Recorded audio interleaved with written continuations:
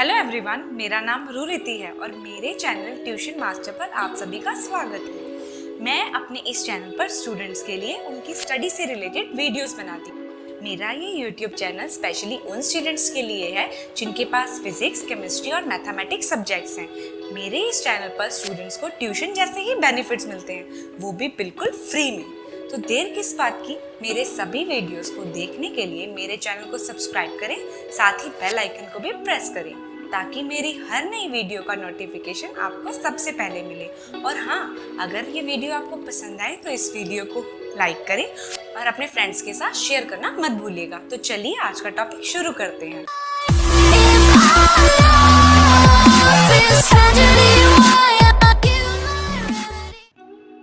Hello students, तो आज का हमारा टॉपिक जो फिजिक्स में हम डिस्कस करने जा रहे हैं वो है मोशन। ओके, तो मोशन फिजिक्स का सबसे पहला टॉपिक होता है। जब हम स्टडी करने लगते हैं फिजिक्स को या फिजिक्स को समझने की कोशिश करते हैं तो मोशन सबसे फर्स्ट टॉपिक हम डिस्कस करते हैं। तो चलिए आज का टॉपिक शुरू करते हैं। सबसे पहले नज़र डालेंगे मोशन की डेफिनेशन के ऊपर। In physics, motion is the phenomena in which an object changes its position over time। Physics में मोशन एक ऐसा फिनोमिना है जिसमें ऑब्जेक्ट जो है वो अपनी पोजीशन को टाइम के अकॉर्डिंगली चेंज करता है। Motion is mathematically described in terms of displacement, distance, velocity, acceleration, speed and time. Motion mathematically in terms में रिप्रेजेंट या डिस्क्राइब किया जा सकता है, जो कि है displacement, distance, velocity, acceleration, speed and time. The motion of a body is observed by attaching a frame of reference to an observer and measuring the change in position of body related to that frame with change in time। क्या बोल रहे हैं हम कि जो motion of a body observe किया जाएगा किसी फ्रेम ऑफ रेफरेंस के टू एन ऑब्जर्वर, जो ऑब्जर्व कर रहा है उसके फ्रेम ऑफ रेफरेंस से मेजरिंग करेंगे कि बॉडी की पोजीशन में क्या चेंज हुआ है relative to that frame with change in time. Time के साथ जैसे जैसे चेंज होगा तो वो जो ऑब्जर्वर है उसके फ्रेम ऑफ रेफरेंस में भी वो चीज चेंज होती है, कैसे, इन टाइम्स। ओके, तो आगे देखते हैं। अगली टॉपिक इसमें है वो है स्केलर एंड वेक्टर क्वांटिटीज। सबसे पहले बात करते हैं हम स्केलर क्वांटिटीज की। Physical quantities which have magnitude only and no direction are called scalar quantities। ऐसी quantities, physical ऐसी quantities जिसमें अकेला magnitude होता है, उनका कोई direction नहीं होता, जिसमें हम direction को explain नहीं कर सकते। For example, mass, speed, volume, work, time, power, energy, etcetera. Okay, तो स्केलर क्वांटिटीज ऐसी क्वांटिटीज, फिजिकल क्वांटिटीज होती हैं जिनमें ओनली मैग्नीट्यूड होता है, कोई उनकी अपनी डायरेक्शन नहीं होती है। उसके बाद बात करते हैं वेक्टर क्वांटिटीज की। Physical quantities which have magnitude and direction both and also obey triangle law are called vector quantities. Okay, physical वो क्वांटिटीज जो जिनका अपना मैग्नीट्यूड भी होता है और उनकी अपनी एक डायरेक्शन भी फॉलो करते हैं और वो ट्रायंगल लॉ को भी ओबे करते हैं, उन्हें हम बोलते हैं वेक्टर क्वांटिटीज। जैसे कि हमारे पास है displacement, velocity, acceleration, force, momentum and torque, etcetera. Okay, तो स्केलर क्वांटिटीज वो क्वांटिटीज हुई जिनका सिर्फ मैग्नीट्यूड होता है, कोई अपनी डायरेक्शन नहीं होती है। और वेक्टर क्वांटिटीज वो फिजिकल क्वांटिटीज हुई जिनका मैग्नीट्यूड भी होता है और उनकी अपनी एक डायरेक्शन भी होती है और वो ट्रायंगल लॉ को भी ओबे करते हैं। ओके, अब बात करते हैं कुछ इंटरेस्टिंग फैक्ट्स के बारे में। सबसे पहला हमारे पास है इलेक्ट्रिक करंट दो has a direction is a scalar quantity because it doesn't obey triangle law of motion। Electric current की अपनी एक डायरेक्शन होती है जो हम थंब्स रूल से पता लगा सकते हैं, लेकिन फिर भी हम उसे स्केलर क्वांटिटी कहते हैं। क्यों? क्योंकि वो ट्रायंगल लॉ ऑफ मोशन को ओबे नहीं करता। हमने वेक्टर क्वांटिटी में ये चीज पढ़ी कि जो चीज क्या अपनी मैग्नीट्यूड होगा, जिसका अपनी डायरेक्शन होगी और वो ट्रायंगल लॉ को ओबे करेगा, वही वेक्टर क्वांटिटी है। लेकिन इलेक्ट्रिक करंट के पास अपनी मैग्नीट्यूड भी है, डायरेक्शन भी है, लेकिन फिर भी हम उसे स्केलर क्वांटिटी बोलते हैं because it doesn't obey triangle law of motion। Now the next one, moment of inertia, refractive index and stress are tensor quantities। moment of inertia, refractive index, stress are tensor quantities। okay, अब बात करते हैं tensor quantities कौन सी होती हैं। Tensor quantities, a physical quantity which is neither vector और not scalar is known as tensor quantity. वो फिजिकल क्वांटिटीज जो ना तो वेक्टर होती हैं ना ही स्केलर होती हैं, उन्हें हम बोलते हैं टेंसर क्वांटिटीज। उन्हें हम क्या बोलते हैं? Tensor quantities. आगे बात करते हैं कुछ और डेफिनेशंस और एक्सप्लेनेशंस के बारे में, जो मोशन के चैप्टर को आगे हम ले जाते हैं तो उसमें बहुत हेल्पफुल होती है हमें। तो इसके साथ साथ हम डिस्कस करते चलेंगे, इनकी प्रॉपर्टीज, इनके एग्जाम्पल सब डिस्कस करेंगे। सबसे पहले मैंने आपको बताई इसमें वो है डिस्टेंस। ओके, हमने उसमें डिस्कस किया था कि distance is the length of actual path covered by a moving object in a given interval of time. Distance एक ऐसा path, length of actual path होता है जो covered by a moving object in a given interval of time. Given interval of time में किसी moving object के द्वारा जितनी लेंथ एक एक्चुअल पाथ की कवर्ड की गई उसे हम क्या बोलते हैं? डिस्टेंस। ये कौन सी क्वांटिटी थी? Scalar quantity. Okay, now the next one is displacement. Shortest distance covered by a body in a definite direction. Shortest distance, एक definite direction में जाने के लिए एक body के द्वारा सबसे shortest जो distance cover किया गया उसे हम बोलते हैं displacement. उसे हम क्या बोलते हैं? Displacement. Okay, is called displacement and it is a vector quantity because it has a direction. Now the next one, both having same unit meter. Distance की भी यूनिट मीटर होती है, डिस्प्लेसमेंट की भी यूनिट मीटर ही होती है।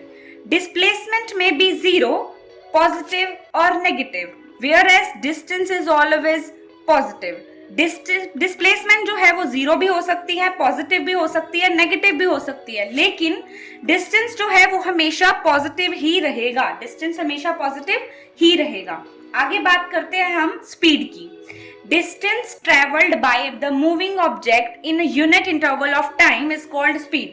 एक moving object के द्वारा यूनिट टाइम इंटरवल में जो डिस्टेंस कवर्ड किया गया उसे हम क्या बोलते हैं? स्पीड। उसे हम क्या बोलते हैं? स्पीड। स्पीड का फॉर्मूला होता है डिस्टेंस अपॉन में टाइम।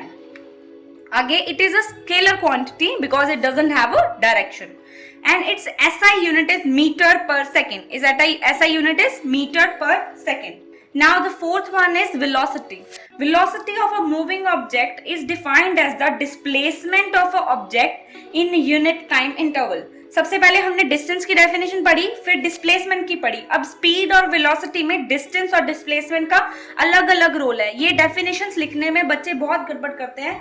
मेरा ये खुद का एक्सपीरियंस ये कहता है कि जब हम इसको पढ़ते हैं ना तो हमें लगता है हाँ ये तो लिख देंगे, लेकिन जब हम लिखने जाते हैं ना तो हम डिस्टेंस की जगह डिस्प्लेसमेंट लिख के आते हैं और डिस्प्लेसमेंट की जगह डिस्टेंस लिख के आते हैं। तो इन दोनों में आपको डिफरेंशिएट अच्छे से कर लेना है कि डिस्टेंस क्या है और डिस्प्लेसमेंट क्या है। ठीक है, आगे बात करते हैं। Velocity of a moving object is defined as the displacement of the object in unit time interval. अब ऑब्जेक्ट की डिस्प्लेसमेंट पे बात कर रहे हैं हम, कब? In unit time interval. In unit time interval. Now velocity is equal to displacement over time. Okay, displace upon में टाइम। ऊपर स्पीड क्या था? Distance upon time. इसमें क्या है? Displacement upon time. दोनों में डिफरेंस है। डिस्टेंस और डिस्प्लेसमेंट में बेटा कंफ्यूज नहीं होना। इससे पहले जो मैंने फर्स्ट और सेकंड डेफिनेशन बताई है डिस्टेंस और डिस्प्लेसमेंट की ही बताई है, ताकि आपको आगे कंफ्यूजन ना क्रिएट हो। आगे बात करते हैं। It is a vector quantity because it also have a direction. Because displacement की क्या होती है? डायरेक्शन भी होती है हमारे पास। ठीक है, डेफिनेट डायरेक्शन में वो जितना कवर करता है डिस्टेंस, उसी के बारे में बात कर रहे हैं ना हम। इसकी SI यूनिट भी क्या होती है? मीटर पर सेकंड। जैसे उसकी डिस्प्लेसमेंट और डिस्टेंस की मीटर थी, वैसे ही स्पीड और वेलोसिटी की मीटर पर सेकंड होती है। अब बात करते हैं हम नेक्स्ट जो हमारे पास टॉपिक है, नेक्स्ट डेफिनेशन है, उसे बोलते हैं acceleration. Okay, acceleration of an object is defined as the rate of change of velocity. Velocity में जितना चेंज हो रहा है, rate of change of velocity, उसे हम क्या बोलते हैं? एक्सेलरेशन। उसे हम क्या बोलते हैं? एक्सेलरेशन। एक्सेलरेशन है चेंज इन वेलोसिटी बाय में time. Change in velocity bye में टाइम, ये आपके एक्सेलरेशन का फॉर्मूला है। Okay, it is a vector quantity and its SI unit is meter per second square. Meter per second square. It is a vector quantity because it has a direction and also obey a triangle law of motion. अब बात करते हैं, note करिए आप इस चीज को। if velocity decreases, अगर velocity decrease करेगी with time, अगर वेलोसिटी टाइम के साथ साथ डिक्रीज कर रही है then the acceleration is negative, तो एक्सेलरेशन क्या आएगी, नेगेटिव आएगी। And this property, this thing is called retardation. Okay, retardation, ये क्वेश्चन आ जाता है व्हाट इज रिटार्डेशन, तो बच्चे बोलते हैं ये तो सिलेबस में था ही नहीं, हमने तो पढ़ा ही नहीं, लेकिन बस वो छोटी छोटी बारीकियां इसको मिस कर देते हैं। आप जब डेफिनेशन या किसी टॉपिक को रीड आउट करते हैं तो उसको इतने अच्छे से आप रीड आउट करिए कि आपको कोई भी टॉपिक अगर उसमें से पूछा जाए तो आप उसमें कभी भी मात ना खाओ। Okay, if a velocity decreases with time, अगर वेलोसिटी टाइम के साथ डिक्रीज कर रही है then the acceleration is negative, तो नेगेटिव हो जाएगी उसकी एक्सेलरेशन। इस प्रॉपर्टी को हम क्या बोलते हैं, रिटार्डेशन। ओके, अब हम एक्सेलरेशन का फॉर्मूला इस तरीके से देखेंगे, देखो change in velocity, okay, final velocity, initial velocity, VF is final velocity, okay, VF, F मतलब फाइनल और वीआई मतलब V initial velocity, initial velocity हमारी, फाइनल जहां तक वो पहुंची, इनिशियल जहां से वो शुरू हुई थी, उन दोनों का जो चेंज इन वेलोसिटी हुई डिवाइड बाय टाइम, इसे हम क्या बोलते हैं, एक्सेलरेशन फॉर्मूला, इसे हम क्या बोलते हैं, acceleration formula. Now the seventh one, हमारे पास सबसे अच्छा टॉपिक इसमें आता है डेफिनेशंस में, उसे हम बोलते हैं एंगुलर वेलोसिटी। क्या बोलते हैं, angular velocity. The angle subtended by the line, जो एंगल सबटेंड किया जाता है line joining the object from the origin of the circle in unit time interval is called angular velocity. क्या बोला, जो एंगल सबटेंड किया गया लाइन ज्वाइन करके ऑब्जेक्ट के साथ फ्रॉम द ओरिजिन, अब इस डायग्राम में आपको अच्छे से शो हो रहा होगा कि जो ओरिजिन ऑफ सर्कल के साथ जो एंगल हमने सबटेंड किया वो ऑब्जेक्ट जब मूव कर रहा है तो साथ साथ एंगल को भी लेके मूव कर रहा है in unit time interval, in unit time interval. तो इस चीज को हम क्या बोलते हैं, angular velocity. Angle subtended by the line joining the object from the origin, joining the object from the origin, joining the object from the origin of the circle in unit time interval is called angular velocity। अब इसको generally हम denote करते हैं omega से। Omega का formula क्या होता है, थीटा बाय में टी। थीटा क्या होता है इसमें, थीटा बेटा वही एंगल है जो सबटेंड किया गया है, ठीक है, और टी क्या है, in unit time interval, time की बात तो हम कर ही रहे हैं, तो यूनिट टाइम इंटरवल, तो omega is equal to theta by में टी। अब आगे नेक्स्ट इसमें है equations of motions in one dimension, equation of motion in one dimension, equation of motion in one dimension. अब इसको हम बोलते हैं स्यूवेट इक्वेशन। स्यूवेट इक्वेशन इस तरह आप याद कर लो, आपको बहुत इजीली रहेगा इसको याद करना। ये इक्वेशंस जो है मोशन की इक्वेशंस हैं इन वन डायमेंशन, इन वन डायमेंशन। सबसे पहली इक्वेशन है, आप इस इक्वेशंस को याद रखो, इससे हमारे बहुत सारे न्यूमेरिकल जो मोशन चैप्टर में आते हैं, क्लास 9th का चैप्टर होता है मोशन, जिसमें इसके इतने सारे न्यूमेरिकल्स होते हैं कि बच्चे छोड़ के आ जाते हैं सिर्फ इस वजह से कि उन्हें SUVAT की मतलब ही नहीं पता, ठीक है। वो जब सॉल्व करने बैठते हैं तो वो गलत मतलब कुछ भी लिख के आ जाते हैं, सॉल्व कर देते हैं। आपको ये गलती नहीं करनी। सबसे पहले आपको अगर आपको अभी इसमें लग रहा है कि हमें कोई कंफ्यूजन है वेलोसिटी में, एक्सेलरेशन में, डिस्प्लेसमेंट में, तो आप क्या करो, दोबारा से पीछे चले जाओ, डिस्प्लेसमेंट की डेफिनेशन पढ़ो एक बार, दोबारा वेलोसिटी की पढ़ो, एक्सेलरेशन की पढ़ो, ठीक है। इससे आपको आगे न्यूमेरिकल जब आप सॉल्व करोगे कभी भी, मैं भी एक न्यूमेरिकल की वीडियो, आप अगर मुझे कमेंट सेक्शन में बता दीजिए अगर आपको न्यूमेरिकल की अलग से वीडियोस चाहिए, तो मैं इतने अच्छे अच्छे न्यूमेरिकल्स जो आपके एग्जाम में आते हैं उनको एक बार आपको अच्छे से टॉपिक एक वीडियो बना के अच्छे से समझा दूंगी कि न्यूमेरिकल्स को आप किस तरह से इन इक्वेशंस को यूज करके सॉल्व कर सकते हैं, ठीक है। तो आप मुझे कमेंट सेक्शन में जरूर बता देना। और हाँ, अगर आपको इस चैप्टर की या इस टॉपिक की, मोशन की, आपको मेरे से पीडीएफ चाहिए तो आप मुझे इंस्टाग्राम पे मैसेज कर देना, मैं आपको इसकी पीडीएफ भी प्रोवाइड करवा दूंगी। तो चलिए कंटिन्यू करते हैं। च्यूवेट equation. Now first equation is V is equal to U plus AT। V क्या है हमारे पास, फाइनल वेलोसिटी, U क्या है, initial velocity, A acceleration, T time. तो पहली ये है हमारे पास equation V is equal to U plus AT, V is equal to U plus AT। अगली है second equation V square is equal to U square plus 2AS, U square plus 2AS। अब आपको पता है V क्या है, final velocity, U क्या है, इनिशियल वेलोसिटी, A क्या है, एक्सेलरेशन, अब S क्या है, डिस्प्लेसमेंट। S क्या है, डिस्प्लेसमेंट, इसका सिंबल, डिस्प्लेसमेंट का सिंबल S होता है।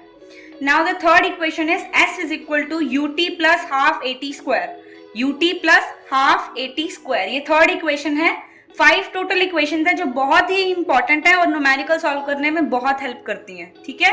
तो आप अभी सिर्फ इक्वेशंस को समझ लो, धीरे धीरे जब हम, जैसे आप इस चैप्टर में आगे अगर चाहोगे न्यूमेरिकल्स तो मैं उसकी भी वीडियो जरूर बनाऊंगी। Next one, s is equal to, fourth one is s is equal to vt minus में half at square, vt minus half at square. इन 5 इक्वेशन को आप अच्छे से लर्न कर लो। s is equal to half u plus vt, u plus v into T, u plus v अलग से है और इंटू टी अलग से है, यानी अगर ब्रैकेट खोल दोगे तो ut वो इसके साथ अपने आप मल्टीप्लाई हो जाएंगे और हाफ भी हर किसी के साथ चला जाएगा, ठीक है। तो ये हमारी 5 इक्वेशंस हैं जिसे सूवियट इक्वेशंस हम बोलते हैं। s मतलब displacement, DISPLACEMENT, displacement. u is initial velocity, v is final velocity, a is acceleration, ACCELERATION। बच्चे इस स्पेलिंग में भी बहुत गड़बड़ करते हैं तो इसे अच्छे से लर्न कर लेना। And T is time. तो इसके साथ ही हमारा जो चैप्टर मोशन है वो आधा फिनिश हो जाता है। मेरे पार्ट 1 की वीडियो में आपको सिर्फ इतना ही मिलेगा। पार्ट 2 की वीडियो में मैं लॉज ऑफ मोशंस को अच्छे से डिस्कस करूंगी आपके साथ। तो पार्ट 2 की वीडियो भी आपको मेरे प्लेलिस्ट में आसानी से मिल जाएगी, तो एक बार उसे जरूर देखना। और इस टॉपिक में रिलेटेड कोई भी प्रॉब्लम है तो आप मुझे बेझिझक कभी भी कोई भी क्वेश्चन पूछ सकते हैं, अपनी क्वेरी पूछ सकते हैं, कमेंट सेक्शन में भी पूछ सकते हैं और मुझे इंस्टाग्राम पे फॉलो करके वहां पे भी पूछ सकते हैं, ठीक है। तो आज का हमारा टॉपिक यही खत्म होता है। Thank you. तो स्टूडेंट्स, ये था हमारा आज का टॉपिक। उम्मीद है आपको आज का टॉपिक अच्छी तरह से समझ आ गया होगा। फिर भी इस टॉपिक से रिलेटेड आपकी कोई क्वेरी या क्वेश्चन हो तो आप मुझे इंस्टाग्राम पर मैसेज भेज सकते हैं। और हाँ, अपने चैनल ट्यूशन मास्टर को सब्सक्राइब करना मत भूलिएगा। धन्यवाद।